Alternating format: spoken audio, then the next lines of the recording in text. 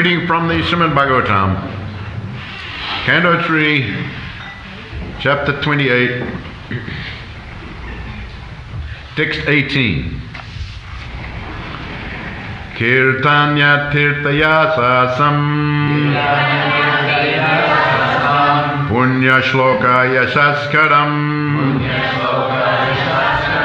Yayed devam samagrangam Yavanat shabate manat Kirtanya tirtaya sasam Punya shloka yasaskaram Yayed devam samangrangam Yavanat shavate manat. Word for word. Kirtanya, word singing. Tirthayasasam, the glories of the Lord. Punya shloka, of the devotees. Yasakaram, enhancing the glory. Jayat, one should meditate. Devam, upon the Lord. Samagra angam, all the limbs. Javat, as much as. Na, not. Javate, deviates. Mana, the mind. Translation: the glory of the Lord is always worth singing, for His glories enhance the glories of His devotees. One should therefore meditate upon the Supreme Personality of Godhead and upon His devotees. One should meditate on the eternal form of the Lord until the mind becomes fixed. Purport: one has to fix his mind on the Supreme Personality of Godhead constantly. When one is accustomed to thinking of one of the innumerable forms of the Lord, Krishna, Vishnu, Rama, Narayana, etc., he has reached the perfection of yoga. This is confirmed in the Brahma Samhita. A person who has developed pure love for the Lord and whose eyes are smeared with the anointment of transcendental loving exchange always sees within his heart the Supreme Personality of Godhead. The devotees especially see the Lord in the beautiful blackish form of Shamsundra. That is the perfection of yoga. This yoga system should be continued until the mind does not vacillate for a moment. Om Tad Vishnu Paramam Param Sada Pasyanti Surayaha. The form of Vishnu is the highest individuality and is always visible to sages and saintly persons. The same purpose is served when a devotee worships the form of the Lord in the temple. There is no difference between devotional service in the temple and meditation on the form of the Lord, since the form of the Lord is the same whether He appears within the mind or in some concrete element. There are 8 kinds of forms recommended for the devotees to see.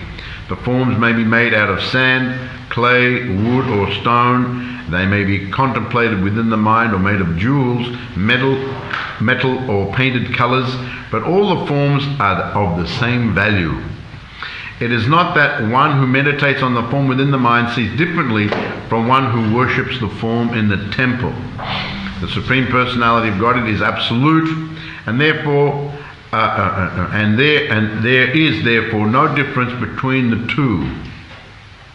The impersonalists who desire to disregard the eternal form of the Lord imagine some round figure. They especially prefer the Omkara, which also has form.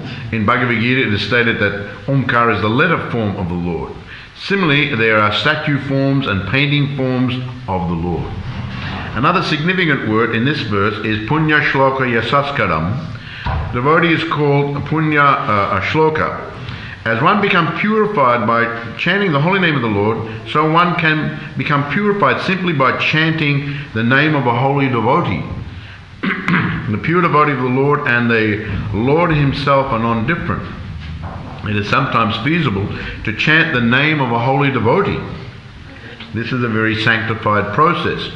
Lord Chaitanya was once chanting the holy names of the gopis when his students criticized him. Why are you chanting the names of the gopis? Why not Krishna? Lord Chaitanya was irritated by the criticism, and so there was some misunderstanding between him and his students. He wanted to chastise them for desiring to instruct him on the transcendental process of chanting. The beauty of the Lord is that the devotees who are connected with his activities are also glorified. Arjuna, Prahlad, Janaka Maharaj, Bali Maharaj, and many other devotees who were not even in the renounced order of life but were householders. Some of them, such as Prahlad Maharaj and Bali Maharaj, were born of demoniac families. Prahlad Maharaj's father was a demon, and Bali Maharaj was the grandson of Prahlad Maharaj. But still, they have become famous because of their association with the Lord. Anyone who is eternally associated with the Lord is glorified with the Lord. The conclusion is that a perfect yogi should always be accustomed to seeing the form of the Lord, and unless the mind is fixed in that way, should continue practicing yoga. Kirtanya tirtayasa sampunya shloke saskaram jaya devam samangrangam yavan na chavate mana. The glory of the Lord is always worth singing, for his glories enhance the glories of his devotees. One should therefore meditate upon the Supreme Personality of Godhead and upon his devotees. One should meditate on the eternal form of the Lord until the mind becomes fixed. This particular verse is from a chapter in the 3rd canto, Lord Kapila's instructions on devotional service. Devahuti had asked her son Kapila to instruct her, and so he is giving this instruction. The Lord is eternally beautiful. He is worshipable by the inhabitants of every planet, as the previous verse. He is always eager to bestow his blessings upon his devotees. So this is Kirtana Tirthayasa Sam, the glories of the Lord. Now the glories, we always say all glories to, you know, the understanding of glory, or glories, in the common understanding, the dictionary understanding, glory means something that someone has achieved, some noteworthy achievement or achievements that is considered glorious, or something that is very beautiful or magnificent, that is considered glorious, or in the religious sense, that which is worshipable. Just like we are. So that is all glory. So the Lord is glorious. He is all those things and more. His achievements are innumerable. Quality, his pastimes, activities, all innumerable. So achievements, he is, as mentioned, the Lord is eternally very beautiful.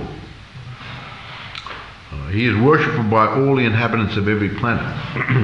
So he has unlimited glories, and therefore it is mentioned here, the glory of the Lord is always worth singing.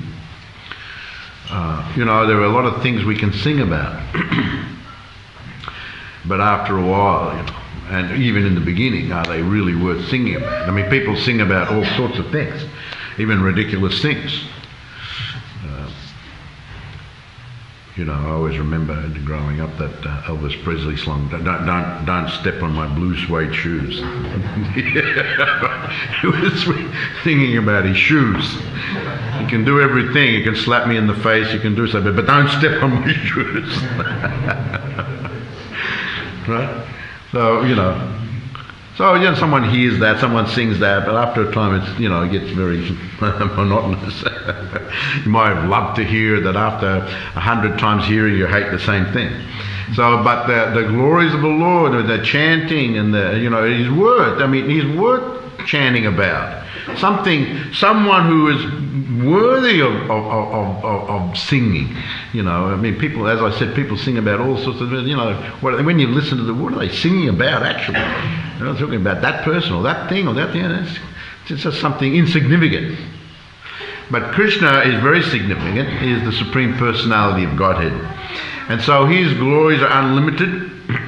And so to Punya Shloka, his glories enhance the glories of his devotees. Now, if someone, just in the ordinary sense, if someone is associated, you know, they're associated with, they're an old friend and associate of the Prime Minister or the President, just like we say, old Tony, he's a friend of the Prime Minister. Really? I didn't pay much attention to old Tony, but now that you say it,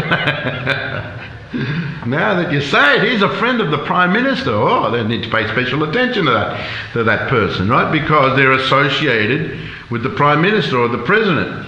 And the more the President and the Prime Minister is glorified, and so the more that person's glories go up as well. The more the significance of that individual goes up as well.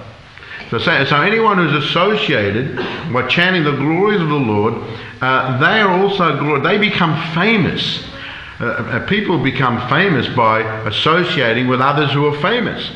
So, people may have not even heard of this individual, but because they're hanging out with these particular famous people get to know them. Otherwise, they wouldn't pay any attention to them at all.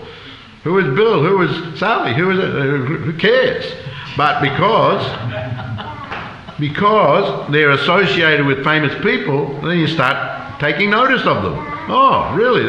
They hang out with this one and that one and another one, and then you get to know who they are because of their association. So this is a very important point here that is made in this shloka about the glories of the devotees. That how they, and so Bhaktivinoda Thakur, it's Sura Bhakata Charana Renu Bhajana Anukula Paramaseva Paramasidi Bhakata Seva Paramasidi Premalati Karamula.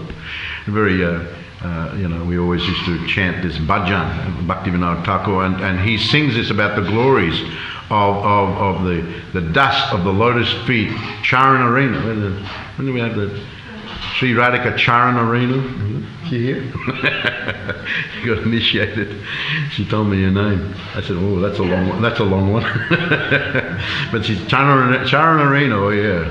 That we always observe, Bhakata Charana Renu. The dust of the lotus feet of Srimati Radharani, Dasi. So the dust. So Bhaktivinoda Thakur is a very a wonderful poet, and just the dust of the lotus feet of pure devotees, enthusiastic devotional service and service to the pure devotees of the highest order of the roots of the creep of devotion.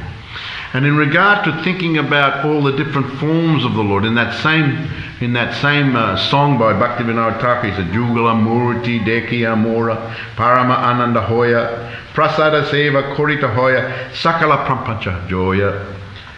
He said, whenever I see the transcendental sea vigrahas of Radha and Krishna, I am in bliss. For by taking their lordship's prasad, we can conquer over the material elements.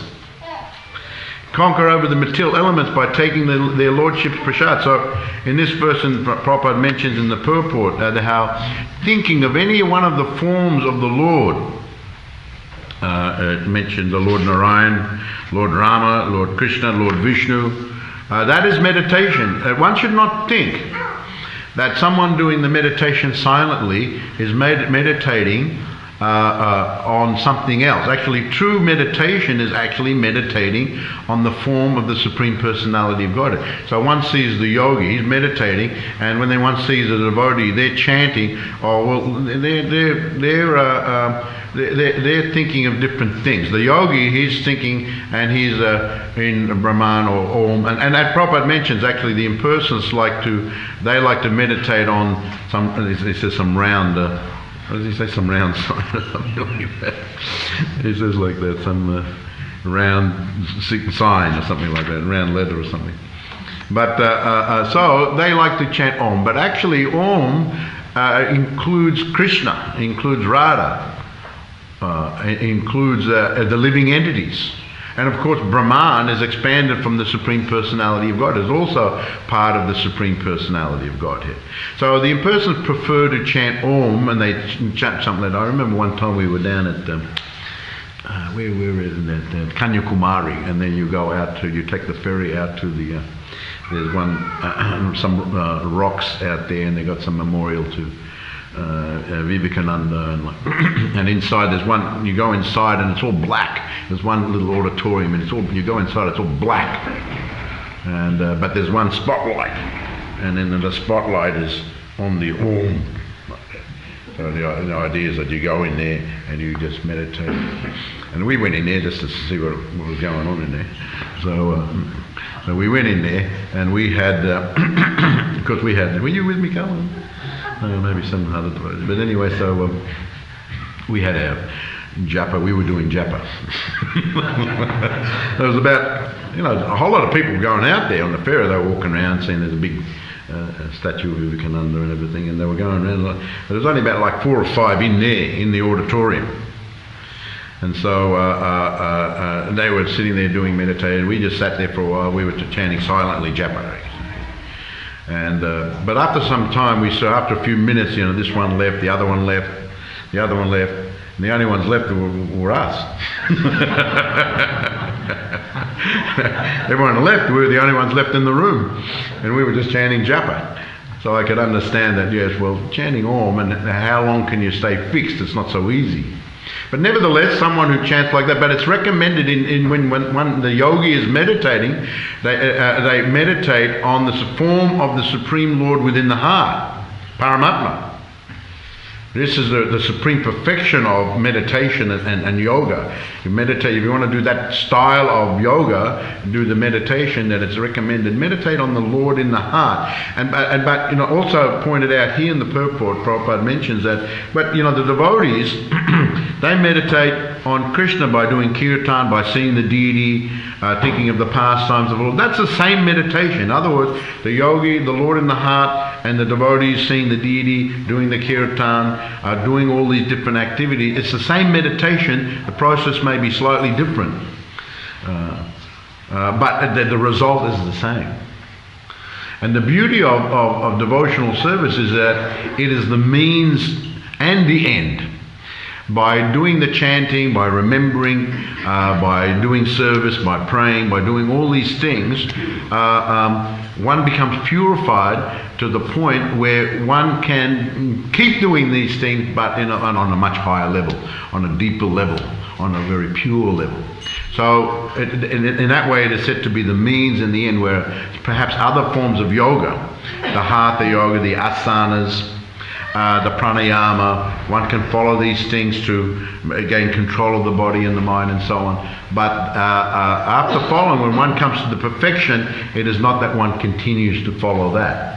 The perfection is to reach the samadhi. If they're impersonalists meditating on Brahman, they'll perhaps reach the perfection of Brahman, and by doing all these things. So the end result is different from the process. Is an important point. But in the beauty of bhakti yoga is the process. Chanting, more purified chanting. The chanting, when it becomes high, there's a change of heart. It is meant to change the heart. The heart is meant to be purified. I always remember that we used to sell that album by Madhavananda, Change of Heart. Remember that? We used to sell it. One of our devotees did an album, and we would sell it. It was called Change of Heart. So, that the goal is to change our heart, because our hearts are quite hard at the moment. Quite hard. In fact, Tarasmasam Ridayam Bhatiram Yadgriyamari Harinamadiya Navikriya Taravikara Netri Jalam Gatahush Hasha. It is said that one who chants but doesn't cry, doesn't shiver in ecstasy, the hairs don't stand on him when they're chanting, it means their heart is hard as a rock. This is a verse from the Bhagavatam.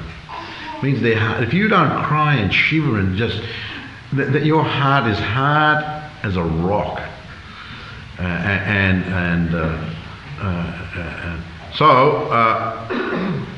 We're chanting, of course we're following the process, and we're chanting and kirtan, we're in ecstasy, or we're doing our japa, but we're falling asleep.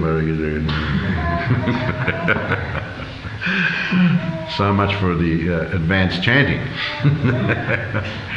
So So there's different stages of chanting, and the idea of this chanting in the beginning. Now, actually, in the purport to that verse, Prabhupada explains that if one is not feeling ecstasy, hair standing on end and shivering and crying, but you're continuing to chant, that means your chanting is still offensive. Your nam aparad, your chanting is not pure. And there's one interesting story that I remember that's told by actually Srila Prabhupada's godbrother, His Holiness Sridhar Maharaj, and he told it, and he tells it that he heard it from Srila Bhaktisiddhanta Saraswati Thakur, and he tells the story that one time that when Bhaktisiddhanta was still a young boy, he went with his father Bhaktivinoda Thakur to Kulinagram, which is near the Hooghly district outside of Calcutta, one village near Calcutta. So they went there. Many great devotees lived there, like Haridas Thakur and many different kind of holy places. So they went for a visit there. And Bhaktivinoda Thakur took his young son with him. So as they were coming into the village, one man came out of a temple, just short of the village. One man came out of the temple. Oh, you're going into the village? Oh, it's late in the evening, and why don't you stay in this temple overnight, and in the morning you can go into the village. So both Bhaktivinoda Thakur and Bhaktisiddhanta stayed in the temple, but during the night they were woken by all these noises and bangs and loud sounds. And then as they woke, they saw like wood flying around and bricks flying around all over the place and all sorts of debris just flying around. So Bhaktivinoda Thakur thought, well, this must be Buddhas in here. This is ghosts. This is ghosts in here. So he started loud chanting with Bhaktisiddhanta, let's do kirtan. Right? Let's do kirtan. So they were chanting, let's do kirtan. So then everything stopped. So then they were able to take rest, and they weren't disturbed for the rest of the night. So then in the morning they got up and they went into the village, and then they were met by a few of the local villagers, brahmanas, and they said that, oh, you're just coming early in the morning. It's quite a distance to travel. And generally people, stop over and stay overnight somewhere. And then, where did you stay last night? Oh, some man came out and invited us to stay at, one of these, the temple just outside of the village. Oh, what did you stay there for? That temple there's all sorts of Buddhas and all sorts of things in there, and, did you get, were there bricks flying around? Wood? Said yes, but it was all right because we chanted the Hare Krishna mantra and then everything was peaceful. And so they said, that's very amazing, because actually, the priest of that temple, we know he became a Bhuta, and we know he's behind all of that, and engaging other Bhutas as well. But one thing we can't understand, because he was the priest of the temple, but we know and we heard him regularly chant Krishna's name. So how did he become a Bhuta? Priest of the temple. And, chanting Krishna's name. He said that we heard him regularly chant Krishna's name. And so Bhaktivinoda Thakur explained that he must have been chanting Nam Aparad. And then he said, what was his character like? He said, actually, now you ask, he wasn't a very good character. He engaged in many, even though he was the priest of the temple, he was engaged in many sinful activities and corrupt activities. And he said, yes. So he may have been pronouncing the name with his lips. Bhaktivinoda Thakur, there's a whole explanation that Sridhar Maharaj gives of this, and Bhaktisiddhanta Saraswati Thakur also comments on it, that the chanting with your lips and actually Krishna manifesting on your tongue and on your lips is another thing. And he reciprocates according to the devotee. So the more one is very advanced, one is very high devotee, the more Krishna is manifesting. But if someone is even chanting the name but is very sinful, then Krishna is manifests very minutely or doesn't manifest at all. And so, because of that, he never attained the perfection of the chanting. He was caught in namaparad, and because of his sinful activities, he had to get reaction, and that's how he came back as a Buddha. And Sridhar Maharaj comments that the goal of the chanting is to become purified and to change our hearts. And just like Prabhupada mentions here, and if one is offensive to the Supreme, to the chanting or to the devotee, all sorts of aparads are there, then one doesn't get the fruit of the chanting. Even though one can chant for lifetimes, one doesn't get the fruit. So also mentioned here is the story of Lord Chaitanya Mahaprabhu chanting Gopi, Gopi, Gopi. Now, Prabhupada actually says here that the name of Krishna and chanting the name of Krishna, it elevates one. And chanting the name of a devotee also can elevate one.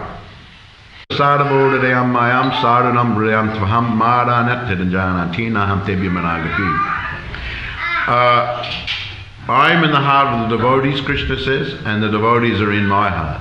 I know no one but them, and they know no one but me. So, someone who's a very high devotee, Krishna is very much manifesting with them. He is in the heart of that devotee.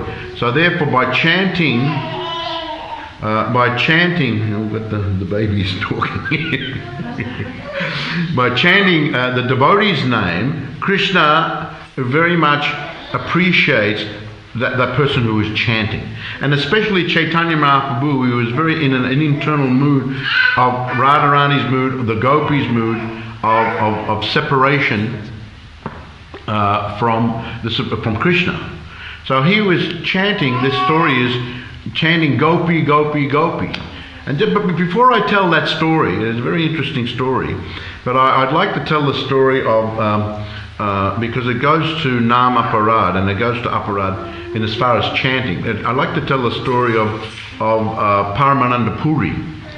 Now, Paramananda Puri was a disciple of Madhavendra Puri. And Madhavendra Puri, in his last days, when he was on his deathbed, he was surrounded by his disciples. Ishwara Puri and so many other disciples were there. And he was crying, and he was feeling separation and of the Supreme Personality. He was in the mood of Srimati Radharani. And I'll just get that... Yes. He chanted this verse. Ai dina dayadra nahiye maturanata karabaloksaye. O Lord, whose heart softens at seeing the condition of the unfortunate. O Lord of Mathura, when will I see you? My heart is filled with pain from not seeing you. O my love, and I am confused. What can I do? This is a verse spoken by Srimati Radharani. So Madhavendra Puri was reciting this verse over and over and over, and he was crying. He was in that mood. So all the disciples were gathered, and they were serving him in different ways. And Ramchandra Puri was there. Now, he was very proud. He was a disciple, but he was very proud. And also, he was kind of a dry philosopher. He also liked to associate with Mayavadis a little bit. And so, he saw his guru crying. And then he was instructing him.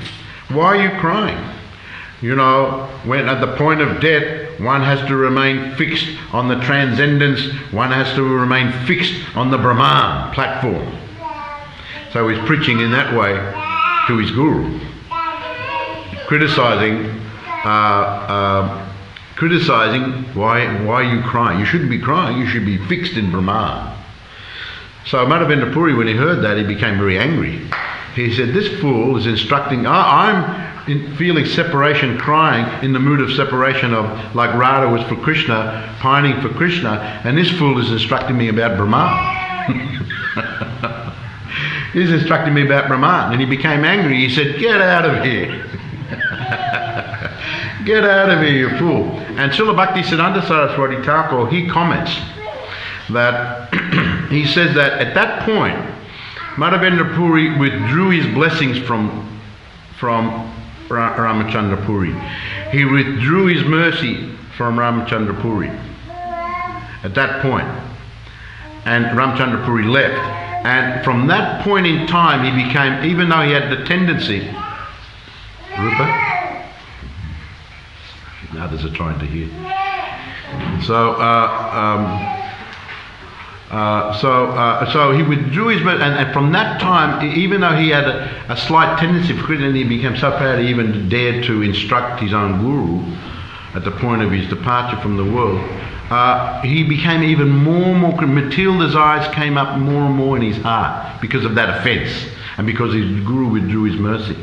So much so that his offensive and critical attitude went up to the Supreme Personality of Godhead in the form of Lord Chaitanya Mahaprabhu. This whole thing is tied in here. Later on, Lord Chaitanya Mahaprabhu appeared. And so, later on, when Ramachandra Puri was in Jagannath Puri, one time Jagadananda Pandit, he saw Ramachandra Puri, I think it was Paramananda Puri, Lord Chaitanya, they were all sannyasis, they were paying obeisances to each other. So Jagadananda Pandit thought, oh, what an amazing, I'll invite them for lunch. I'll invite them for lunch. So I invited them all for lunch, and he ordered and paid for heaps of prasadam from the Jagannath Temple. He got heaps of prasadam. And so he had heaps of prasadam, he set them all down, and he was feeding them so much prasadam, and they were eating. And so, but later on when they finished, Ramachandra Puri pulled Jagadananda aside and he said, I heard the followers of Chaitanya were big eaters. I heard they were big eaters. And now I'm seeing it with my own eyes. Of course, he didn't mention that he was also part of the big eating. Didn't mention that. But anyway, he said, I heard the followers of Chaitanya were big eaters. And now I'm seeing it. So Jagadananda, he didn't know what to say because he's a senior as far as age. He just obeisances and Jagadananda, he talked with him. And then Ramachandra, but from that time on, Ramachandra Puri had decided to secretly observe the activities of Chaitanya Mahaprabhu. He wanted to know where he lived. He wanted to see what he did. He wanted to see who he hung out with. And he was just secretly following him around everywhere. Right? To the point that one day he came to his, he's living in the Gambhira, and he came to his room, and Chaitanya Mahaprabhu was very humble, and because being a disciple of Madhavendra Puri, he paid his obeisances, and then Ramachandra Puri came in, and he saw all these ants crawling around the place. He said, just see these ants, it can only mean one thing. You've been keeping sweets in here and you've been eating sweets the whole time. He said, this is not befitting someone who is in the sannyas order of life. Because ants run, Jagannath Puri, if you've ever been in Jagannath Puri, ants are everywhere. And you have to keep everything locked up, otherwise the ants get it. So he was criticizing like that. And so, of course, Lord Chaitanya was very humble. He said, yes, what you say is correct now, and I'm glad that you have instructed me. And Ramachandra Puri left. And then from that time, Chaitanya Mahaprabhu ordered that I'm going to take a quarter of what normally I take. I'm going to take a quarter. So he was eating just a quarter. So the devotees, of course, they like to invite Lord Chaitanya Mahaprabhu and his associates to lunch and feed them nice prasadam and everything. So they're very unhappy. So then Paramananda Puri, he came and made a case to Chaitanya Mahaprabhu, this Ramachandra Puri, he shouldn't have criticised. He made some case, but Lord Chaitanya didn't relent. No, he's given me good instruction. But after some time he said, oh, I'll go to half. I was eating quarter, but I'll go to half. So then he was feeding up, but still, when Lord Chaitanya had reduced to a quarter, all the devotees reduced to a quarter, being his followers. And then when he went to half, all the devotees went to a half. So everyone was following. Then after some time, Ramchandra Puri left Jagannath Puri, and all the devotees, he's gone. He's gone. Then they reverted back to their usual practice of inviting Chaitanya Mahaprabhu for lunch and getting a lot of either cooking or bringing a lot of prasad, a combination of both, and feeding Lord Chaitanya. Lord Chaitanya also resumed the normal course of his activities. So this is an interesting story, and in regard to Lord Chaitanya, because Prabhupada brings this incident up, in Lord Chaitanya Mahaprabhu was chanting Gopi, Gopi, Gopi, and it's very instructive in one purport in that particular story. Prabhupada says that it's very hard, it's impossible actually for neophyte devotees to understand the internal mood of a very advanced devotee. It's not possible. Just like we saw with Ramchandra Puri. He thought, he's crying. What's he crying? He should be meditating on Brahman. But he's crying. So actually, even though he was a sannyasi, very learned, everything, actually neophyte. Actually a neophyte. So similarly, the student came. Now, this story is told a little bit in Chaitanya Charitamrita, also in Chaitanya Bhagavatam. And that when one student came of the Brahmana community came, and the Lord was chanting Gopi, Gopi, Gopi, and then as mentioned by Prabhupada, the Brahmana student criticized, why are you chanting Gopi, Gopi, Gopi? What a good result, what pious result will come from chanting Gopi, Gopi, Gopi? But if you chant Krishna, then a pious result will come from chanting Krishna. So Lord Chaitanya became irritated because he was in an internal mood feeling the separation. He was crying chanting Gopi, Gopi. And so he became agitated by that instruction, that statement from the student, and he got up and he grabbed a stick and ran after him. But the student ran off, and the student ran off to where there were 1,000 students studying. Right, the Brahmana community. Prabhupada actually comments in the one purport. He said the Brahmana community at those times were a little puffed up. So then he told them all, and so they were very outraged. Who does he think he is? Right? Who does he think he is? Criticizing the Brahmana community like that, and you're picking up a stick and running after him. If he tries to do anything, we'll retaliate with such force he won't even know what's happening. And so not only that, but they would go, from that point on, they would go to everywhere and just talk about that and ridicule Chaitanya for chanting Gopi, Gopi, and say what they were going to do against him. And every opportunity, sarcastically, laughingly, heavily, in all sorts of ways, they would do like that. So in the Chaitanya Bhagavatam it is actually mentioned that at that time when the student ran away, Lord Chaitanya confided in Lord Nityananda. He said, my part of my mission is to save all the fallen souls in the Kali Yuga. Now, the students are going around and blaspheming me in so many different ways.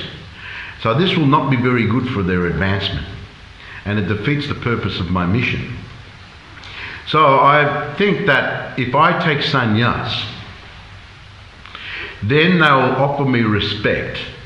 And when they offer me respect, some of the reactions for what they're doing will be nullified to some extent. And if by offering me respect, then from that point, if I can induce them to engage in devotional service, that will be a good point. They're offering respect just because of my position. But then if I can induce them to engage in devotional service, that will be not only nullify all their offences, but actually they can progress very nicely on the path of devotional service. So he confided in Lord Nityananda, and Lord Nityananda, he said, "You are the all supreme personality of Godhead. Your desire must be fulfilled, but I'm very unhappy to understand that you will lose your beautiful curly hair." So actually and then just after that, a short time after that, Keshav Bharati came there, the sannyasi from Katwa, and then Lord Nityananda, it was Lord Nityananda, Mukunda Dada, Chandrasekhar Acharya, they went and assisted in the sannyas ceremony of Lord Chaitanya. Just after that, Lord Chaitanya took sannyas, and he instructed have chanting all day, and as part of the sannyas ceremony, and so on. And then there was the whole story in regard to that. So he took sannyas. One has to be very careful for these types of things. If you can chant, but if you're not careful for the aparadh, you're not careful for the material activities, then your chanting won't go very far. And as I told the story of Sridhar. Now, in regard to chanting Gopi Gopi, Prabhupada says here that it's quite feasible to chant the names of devotees. What does he say here?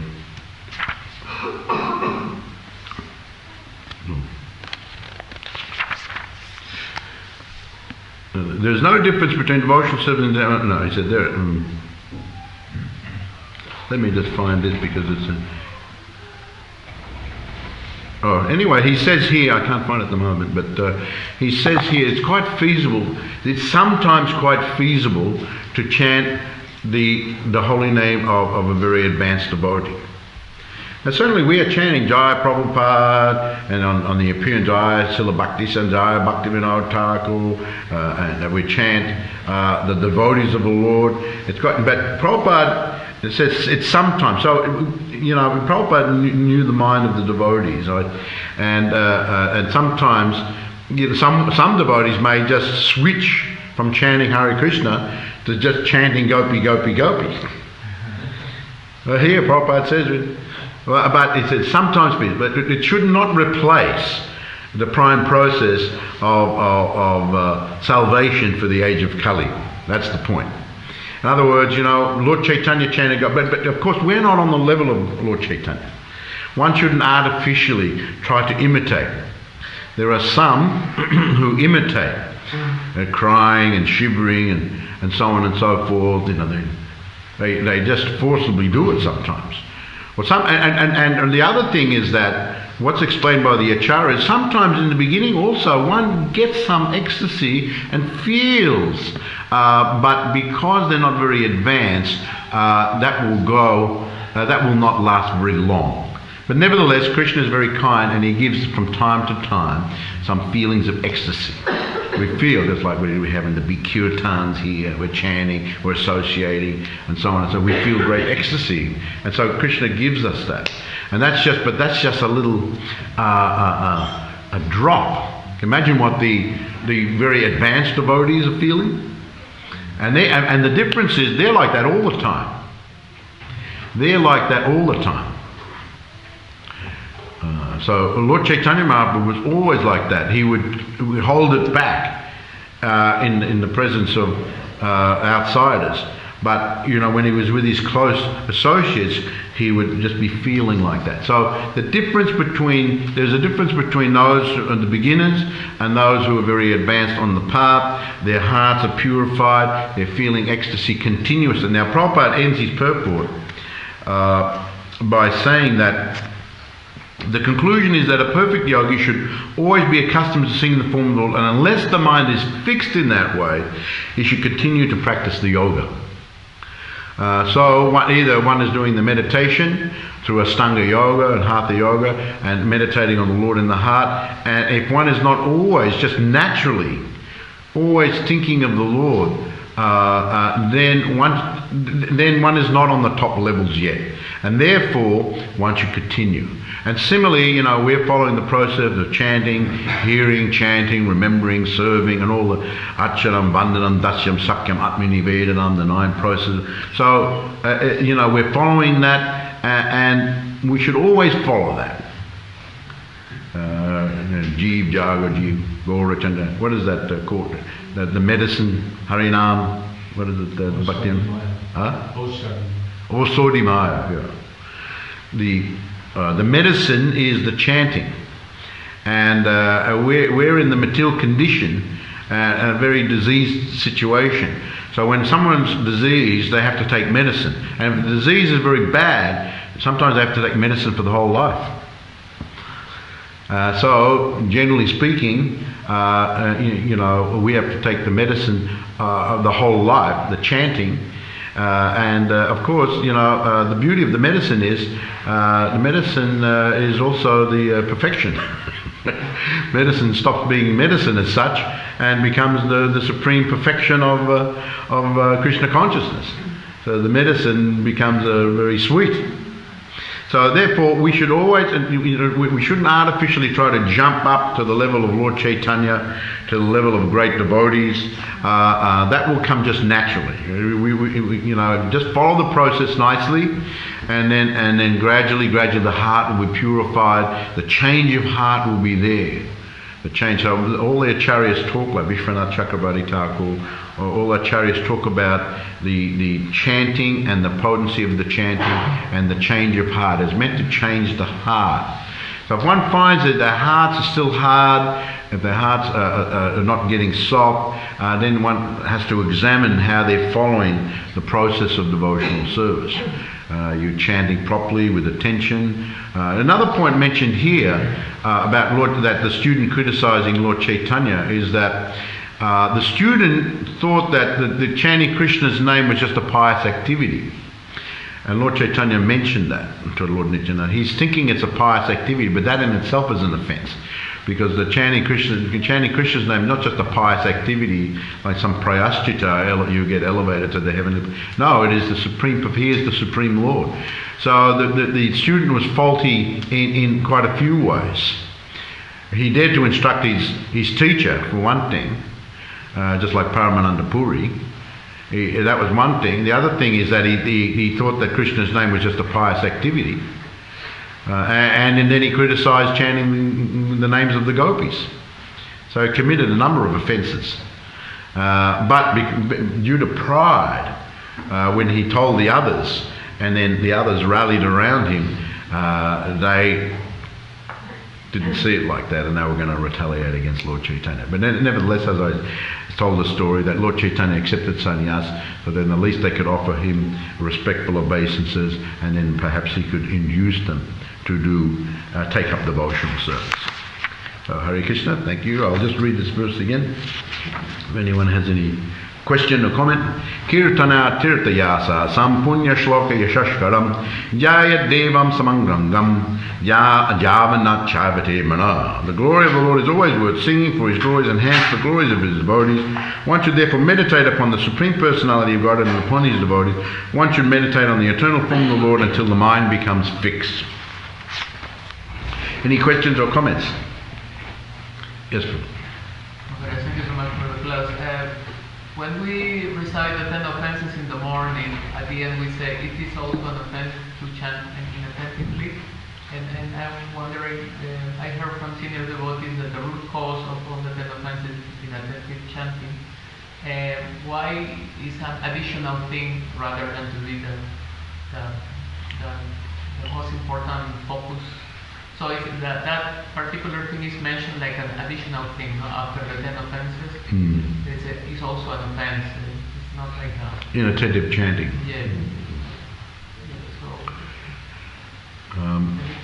Yes, well, inattentive chanting, I mean, if your mind's... The idea of chanting is to fix the mind on Krishna. So if you're not chanting attentively, it's either you're defeating the purpose of the chanting.